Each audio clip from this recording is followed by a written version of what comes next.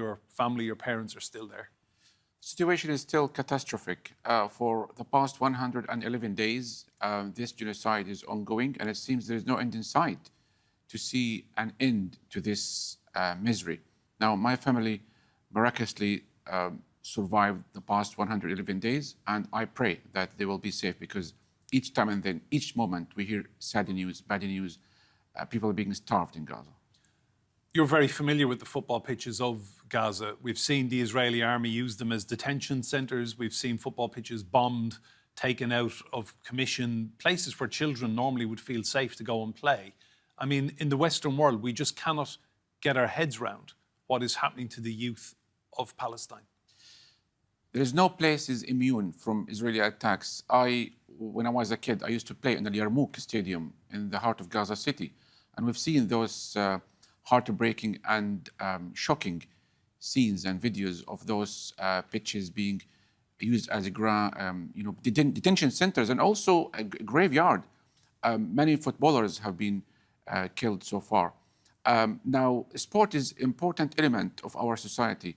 The world has been inspired by the steadfastness of the Palestinian people and by also the resilience of the football team that insisted to play despite the unprecedented and abnormal situation. And Palestine is a beacon of steadfastness, and emotions were running high during those football matches. Do you feel Palestine is now everyone's second favourite team in the tournament after their own country? I think if it comes to some nations, I think they would allow Palestinian team to win. I think, the Palestinian team, seeing the Palestinian flag, the kufiya in the stadiums in Qatar. I was present also during the World Cup in Qatar 2 years ago. And everybody is inspired. I think we would like to see the world supporting the Palestinian sport. I want to talk about a situation we have in my home country of Ireland. Robbie Keane was the greatest goal scorer we've ever produced, 69 international goals. He has now gone to Israel to manage Maccabi Tel Aviv, and he has not left. He has stayed there. Now, a politician called Mary Lou MacDonald is the leader of Sinn Féin. I want to read a quote to you from her. She's quite likely to be the next leader of Ireland after elections this year. Now, she was asked about Keane staying in Israel and managing there, and she said, people say sport and politics should not mix. I say sport and genocide should not mix. That was her take on it. I mean, has she got a point?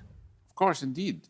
You know, our Irish stance has been always pro-justice, pro-Palestine, because of the similarities, the historical similarities that we have gone through together. I think at this critical time, taking part or supporting Israel's genocide or stances is complicity, and this must not happen. I would like also to highlight the stark geographical separation between Gaza and the West Bank. Some of the teams, they cannot meet inside Palestine, they have to meet outside. And also the fans, the Palestinian fans cannot attend the Asia Cup right now because of the restrictions of the movement. We don't have an airport or seaport, we have to travel to Cairo, from Cairo to the outside world. So it's only the diaspora, fans of the diaspora, they can support the Palestinian team. So going to Israel to perform artistic events, academic institutions, exchange of all sorts, I think at this time, it's a letdown, it's a stab in the back. And this is really So if you were speaking to Robbie Keane today, what would you say to him? He says that he's a football man. These are his words, not mine. And he said he'd only answered this question once. He said, I'm here for football, I'm a football man, and that's it. There are loads of other clubs to manage. I would say to him that you are standing against the tide. I think you have taken the wrong stance. The whole world has been calling for ceasefire and supporting Palestinians' inalienable rights. And by going there, that shows that you are going against your own people, the Irish lovely people, who say no to the genocide. And obviously a lot of the pitches, the football stadiums in the Israeli league, this is land that has been taken. Yeah, I mean, as I said, you know, people have to make decisions, whether you are in the right side of history or the wrong side of history. And every step people take, people will see it. I think it's a disgrace that he's doing this right now. Yusuf, a lot to talk about here. Just spell out for me what life is like as a footballer then, say, in Gaza, the sheer logistics, the basics of getting to a game, going to training, seeing your physio. I mean, life is disrupted at every level, away from what has happened since October the 7th. Life, as any sports person knows in Palestine, is made extremely difficult. It is indeed. It's abnormal situation. It's a challenge that you practice sport in Palestine, especially in Gaza, that has been under a crippling, suffocating siege for the past 17 years. Many of the equipments are denied by Israel because they justify that those equipment can be dual use. Many of those people who might need some training outside, it's difficult because Israel imposed restrictions on travel if they would like to travel to go to the West Bank and from there to Amman. So Jordan. checkpoints, just for people who haven't been there or don't understand it, military checkpoints everywhere these players are going. Yes, checkpoints, and also it's a form of collective punishment. And those people, they have to make a decision whether they want to support their families or if they are going to be devoted and committed to play those tournaments locally and outside. And also the logistics in terms of the infrastructure. You know, all the money is coming to Gaza is being funneled and restricted and investigated. So it's very bureaucratic situations. And those people defeat all odds.